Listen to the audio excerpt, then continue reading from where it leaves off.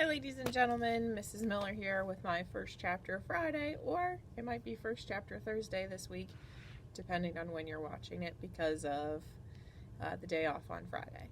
So today's book is, it's actually a picture book, it's a poem, and it was this year's Caldecott winner. If you remember from elementary school, Caldecott wins the prizes for the best illustrations. It was also this year's Newbery Honor Award, and it is an awesome poem. It's an awesome book.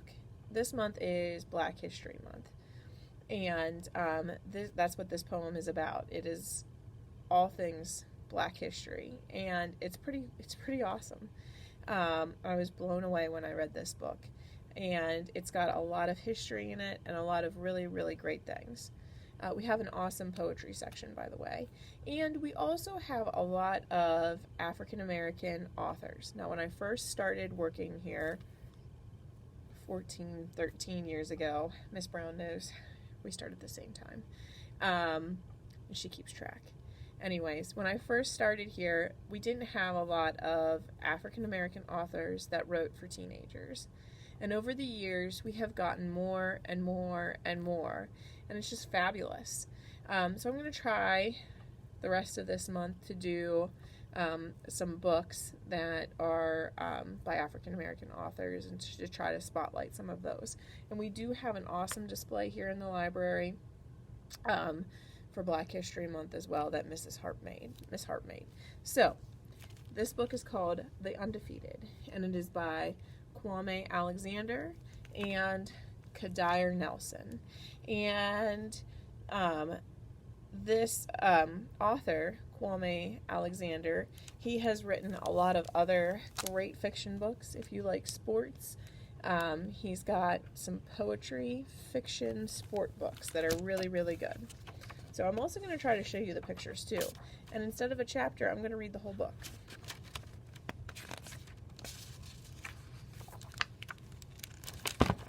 If I don't drop the book. This is for the unforgettable, the swift and the sweet ones, who hurdled history and opened a world of possible.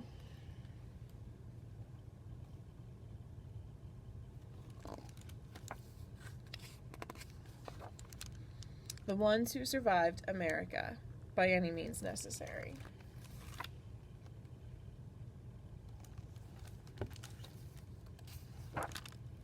The ones who didn't. This is for the undeniable, the ones who scored with chains on one hand and faith in the other.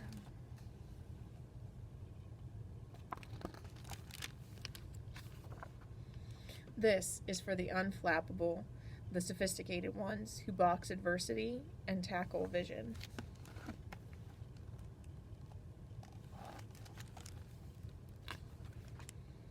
Who shine their light for the world to see and don't stop till the break of dawn.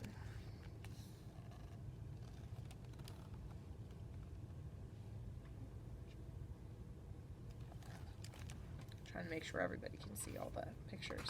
They're beautiful. This is for the unafraid, the audacious ones who carried the red, white, and weary blues on the battlefield to save an imperfect union.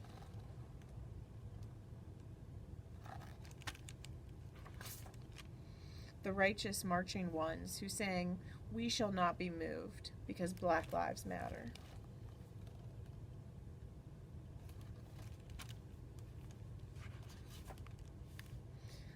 This is for the unspeakable.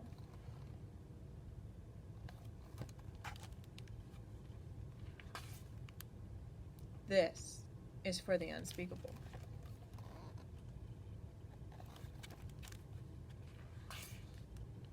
This is for the unspeakable.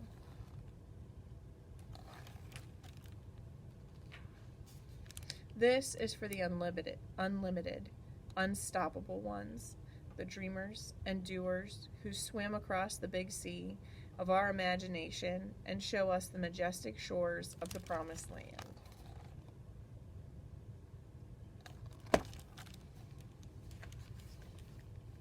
the Wilma Rudolphs, the Muhammad Alis, the Athea Gibsons, the Jesse Owens, the Jordans and the LeBrons, the Serenas and the Cheryls, the Reese Whitleys, and the Undiscovered.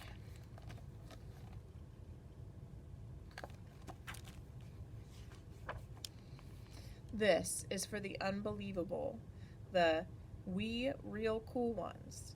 This is for the unbending, the black as the night is beautiful ones.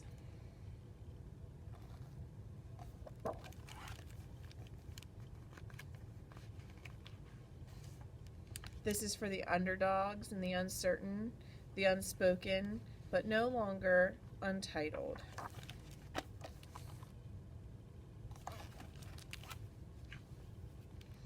This is for the undefeated. This is for you, and you, and you. This is for us.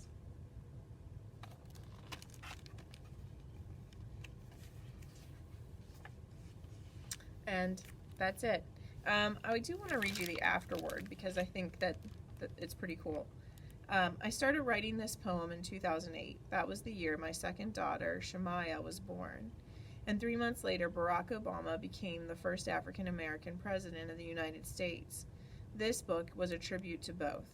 I wanted to establish from the very beginning that much of what I'm talking about in this poem, so much of American history, has been forgotten, left out of textbooks, and that to truly know who we are as a country, we have to accept and embrace all of our woes and wonders. So, I wrote a poem because I wanted my daughters to know how we got to this historic moment, or as the famous Mahalia Jackson spiritual says, "You know my soul looks back and wonder, how did I make it over?"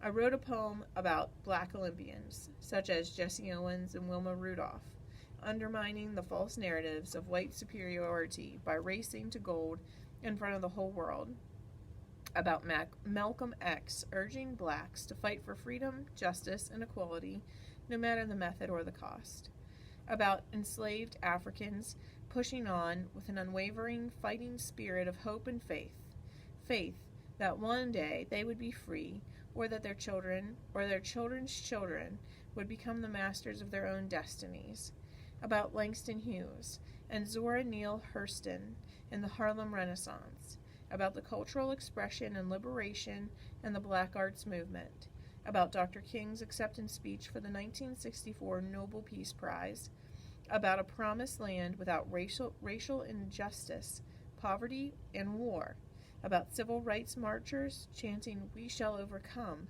and demonstrating across the South, about Jack Johnson and Muhammad Ali boxing racial prejudice in and out of the ring, about black Civil War soldiers saving a union that refused to see them as equals, about Black Lives Matter, about Black Lives Matter, about Black Lives Matter, because we are Americans, because we are human beings.